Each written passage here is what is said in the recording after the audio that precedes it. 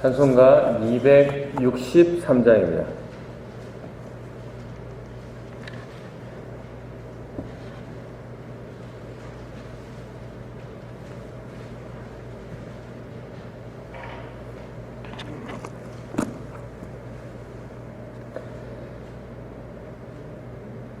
이 세상 험하고 나 비록 약하나 나 비록 힘쓰며 큰 권능 없겠네. 주의 은혜로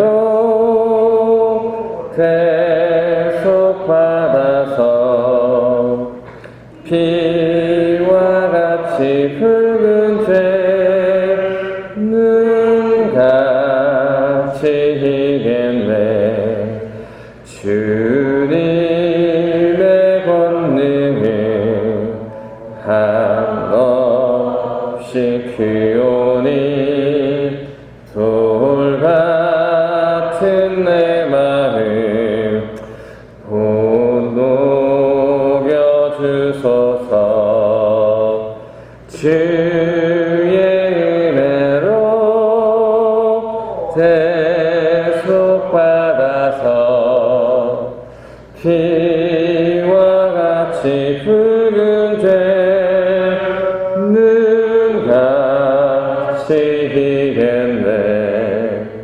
내 마음이 약하여 늘 넘어지우니 주 예수 힘주사 굳세게 하소서. 주의 은혜로 대속받아서 피와 같이 붉은 죄는 같이 희겠네. 죄사함 받은 새 사람 되어서 주 앞에 서는 날 늘 찬송하겠네. 주의 은혜로 대속받아서 피와 같이 붉은 죄는 같이 희겠네. 아멘. 하나님 감사합니다. 오늘도 하나님의 그 사랑에 또 그 은혜에 너무나 감사하고 감격해서 또 이 아침 하나님께 우리의 마음을 드리러 이 자리에 나오게 하심을 너무나 감사합니다. 이 아침뿐만 아니라 이 하루를 하나님께서 주장하여 주시고 오늘도 주신 말씀을 통해서 하나님의 음성을 듣고 이 하루를 살아가는 귀한 승리의 또 기쁨의 하루가 될 수 있도록 주님 인도하여 주시옵소서. 감사합니다. 예수님 이름으로 기도드립니다. 아멘. 오늘 우리에게 주신 하나님의 말씀 레위기 13장 18절에서부터 39절까지의 말씀입니다.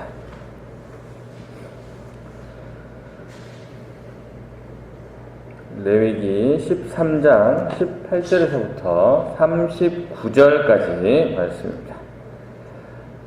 제 말씀을 봤습니다. 피부에 종기가 생겼다 나았고 그 종처에 흰 점이 돋거나 희고 불그스름한 색점이 생겼으면 제사장에게 보일 것이요 그는 진찰하여 피부보다 얕고 그 털이 희면 그를 부정하다 할지니 이는 종기로 된 나병의 환부입니다. 그러나 제사장이 진찰하여 거기 흰 털이 없고 피부보다 얕지 아니하고 빛이 옅으면 제사장은 그를 이레 동안 가두어 둘 것이며 그 병이 크게 피부에 퍼졌으면 제사장은 그를 부정하다 할지니 이는 환부입니다. 그러나 그 색점이 여전히 퍼지지 아니하였으면 이는 종기 흔적이니 제사장은 그를 정하다가 할지니라.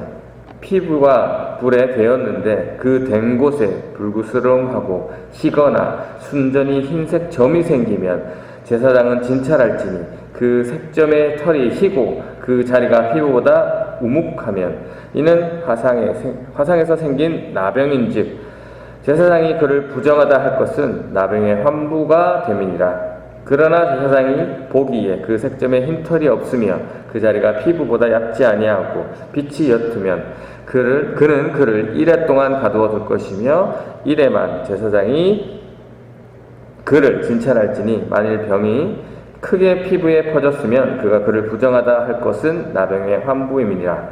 만일 색점이 여전하여 피부에 퍼지지 아니하고 빛이 엷으면 화상으로 부은 것이니 제사장이 그를 정하다 할 것은 이는 화상의 흔적입니다.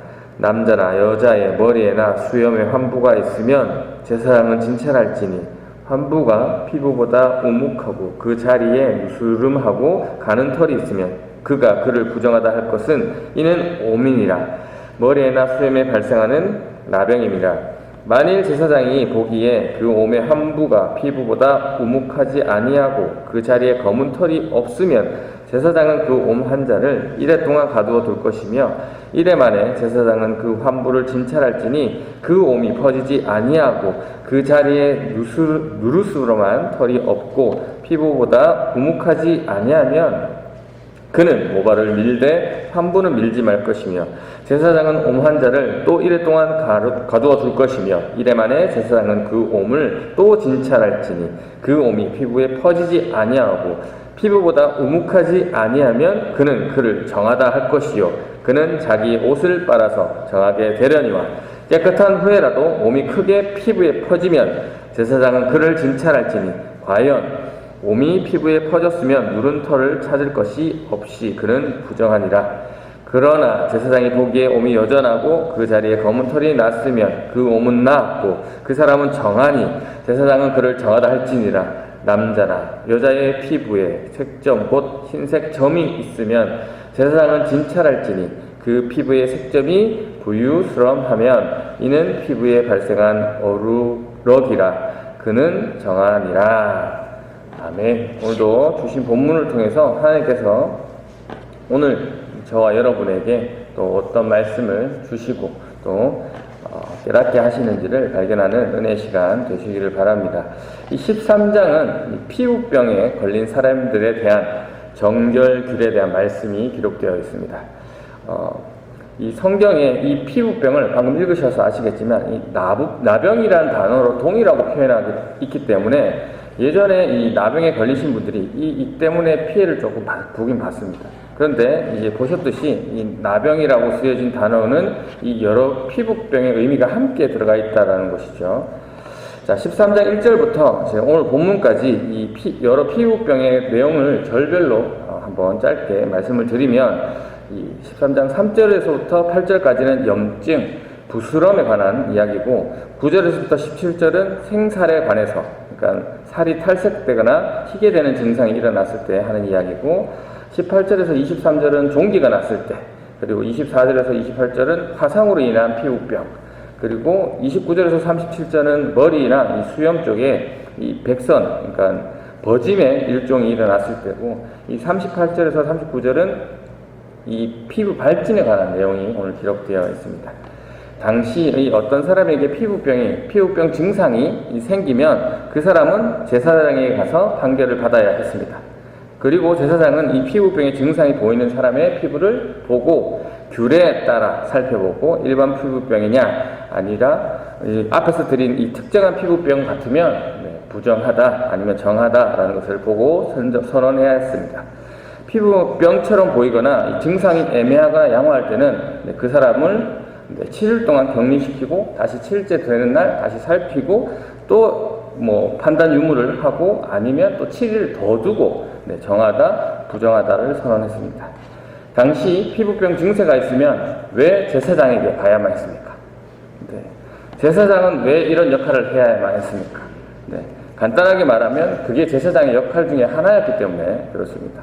제사장이 하는 여러 일 중에 제사를 관장하는 것도 있겠지만 거룩함을 가지는 것도 있습니다. 자신이 거룩함을 가져야 되고, 그래야 제사를 인도하고 또 중보자로서 죄를 가지고 하나님께 나아갈 수 있는 것이죠. 제사장은 자신뿐만 아니라 이 공동체의 거룩함과 이 정결함을 유지할 의무도 있었습니다. 당시 이 의학적으로 이 피부병을 고칠 수 있는 것이 아니었잖아요. 그리고 피부병에 대해서 의학적으로 판단하는 것이 아니라 지금 이 제의적인 관점, 그러니까 거룩과 정결적인 관점에서 일반적인 피부병에는 정결하다라고 이렇게 선언하고, 오늘 본문과 관련된 이 특정한 피부병들에게는 부정하다라고 선언을 해서 격리 조치하도록 하였습니다. 제사장으로서 이 공동체의 정결함을 유지시키기 위한 그러한 결정을 하고 있는 것이죠. 왜냐하면 피부병을 미리 차단하지 못하면 그 피부병이 공동체 전체로 퍼져날 수 있게 되고, 그렇게 되면 이 공동체가 무너질 수 있기 때문에 제사장은 이러한 사전에 이러한 것들을 판단해서 집단 감염으로부터 막음으로써 공동체의 깨끗함을 유지할 수 있도록 해야 했습니다.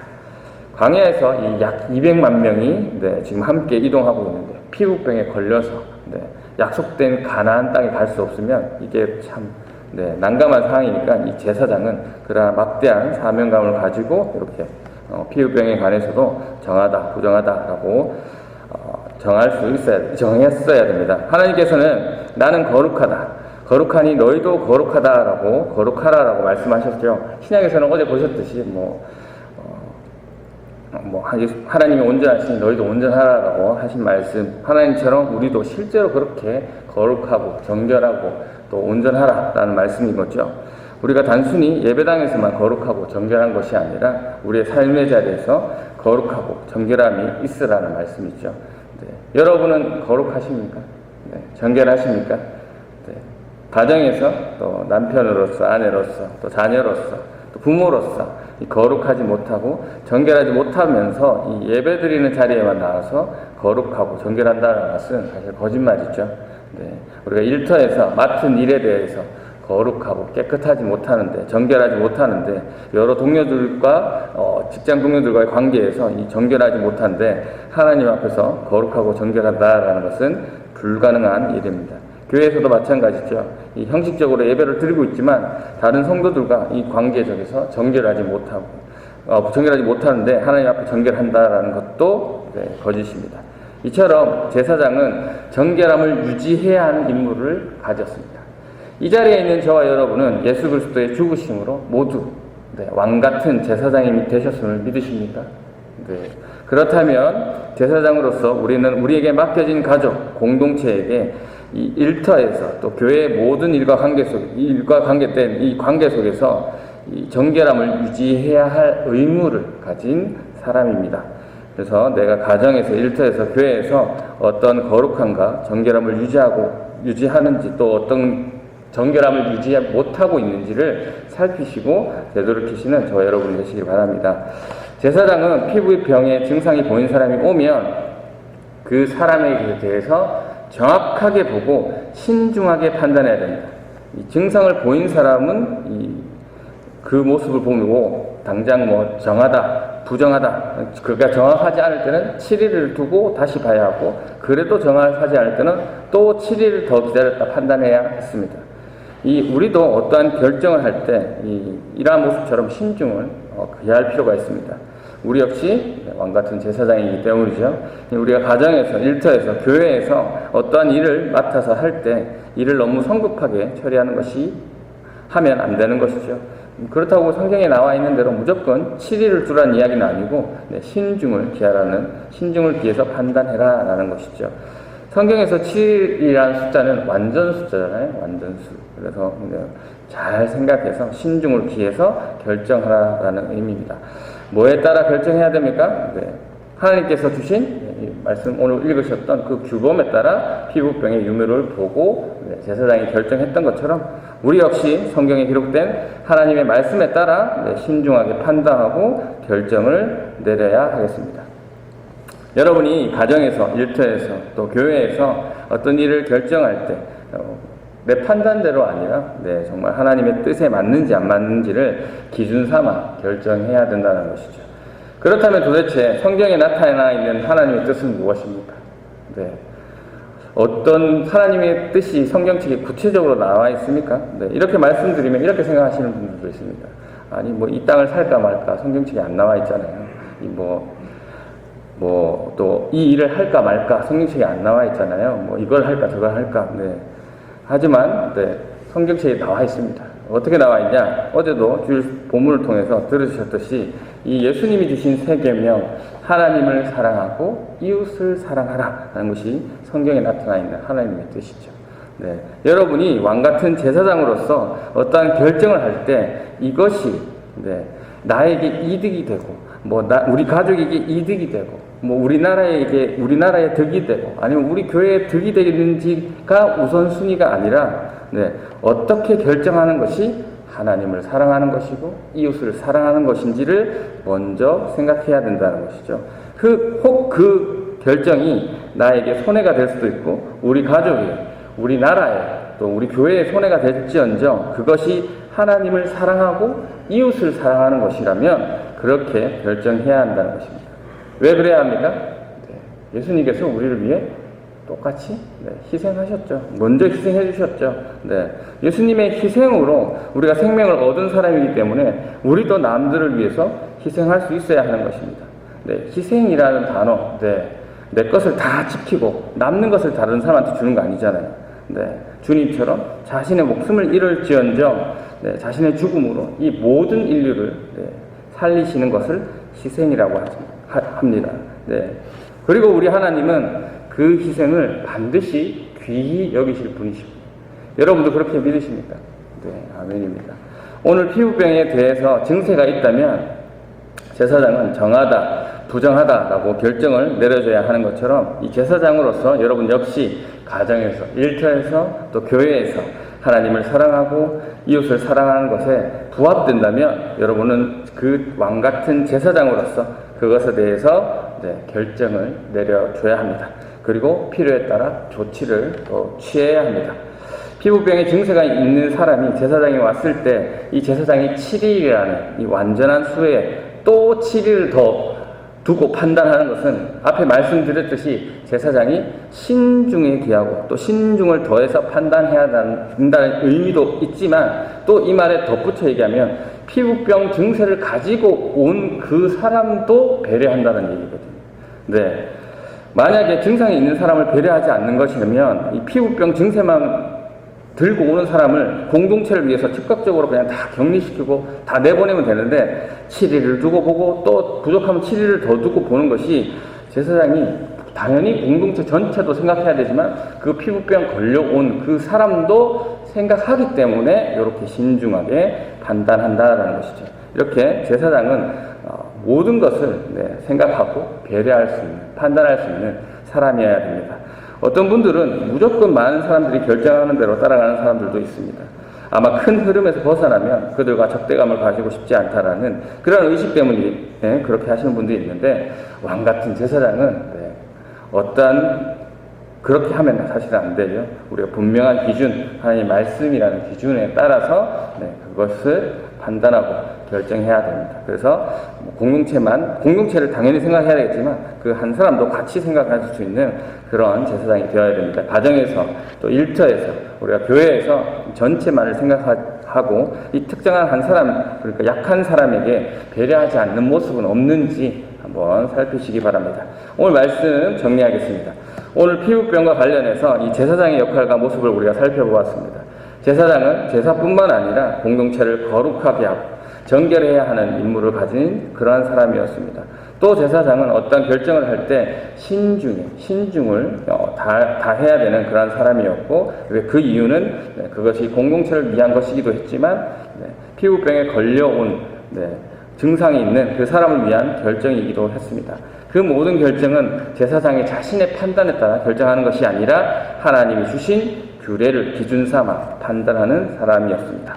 저와 여러분은 모두 왕같은 제사장으로서 하나님을 사랑하고 이웃을 사랑하는 기준에 따라 판단하시는 여러분이 되시기를 바랍니다. 마지막으로 하나만 더 확장해서 말씀드리면 오늘 피부병이 생기면 오늘날에는 이 피부병이 생기면 제사장에게 갈 필요가 없죠. 네, 오늘날에는 왜냐하면 의학이 발달했기 때문에 의사 선생님한테 가서 피부병 진찰을 받고 뭐 치료받으면 됩니다. 피부병은 사실 외적인 것이잖아요.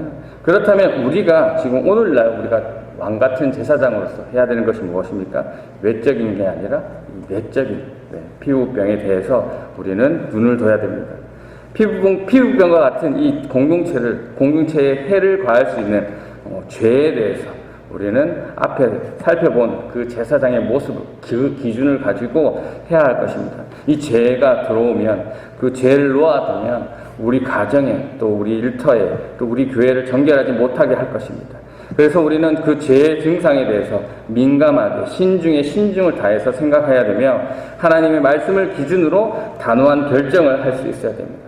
그리고 그 결정은 죄 지은 사람을 죽이기 위한 그러한 조치가 아니라 하나님을 사랑하고 이웃을 사랑하는 이 세 계명 아래에서 그 사람을 살리기 위한 그러한 결정이 되어야 할 것입니다.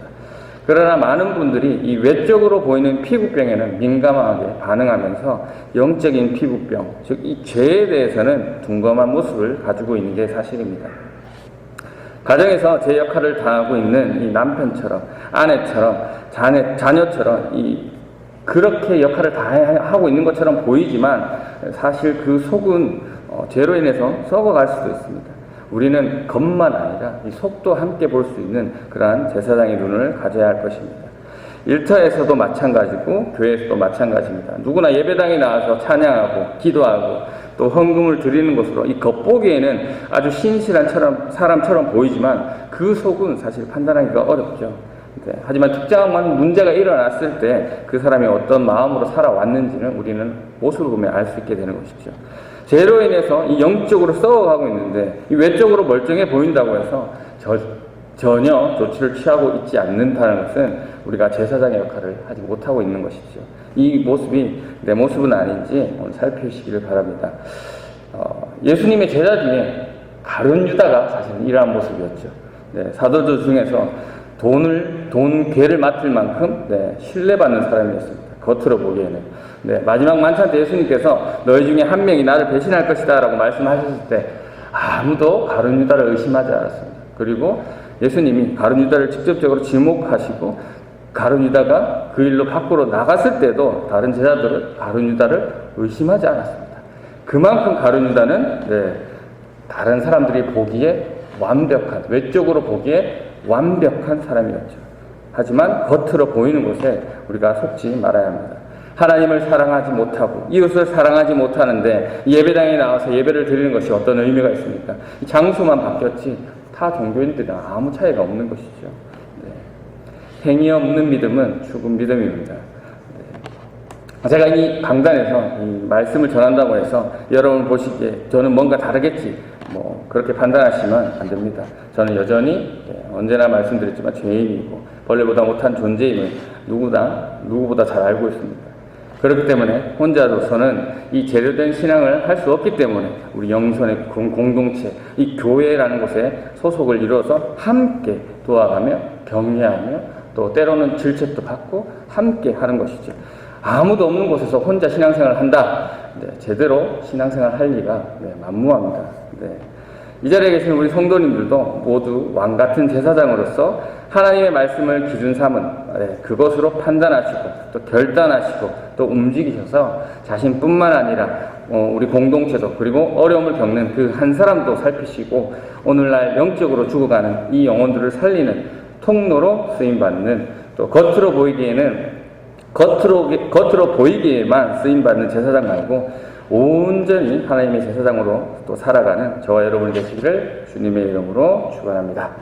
이 시간 함께 기도하실 때 오늘 주신 말씀을 통해서 하나님께서 오늘 제사장의 모습을 보게 하셨는데 그 모습에 나의 모습을 빗대어서 나는 어떤 모습이 부족한지 또 혹시 깨닫게 되는 분이 있다면 말씀을 붙들고 기도하시고 또 환우들 지금 코로나로 또 고생하시는 분들 또 고통받는 분들을 위해서 함께 중보해 주시고 또 개인 기도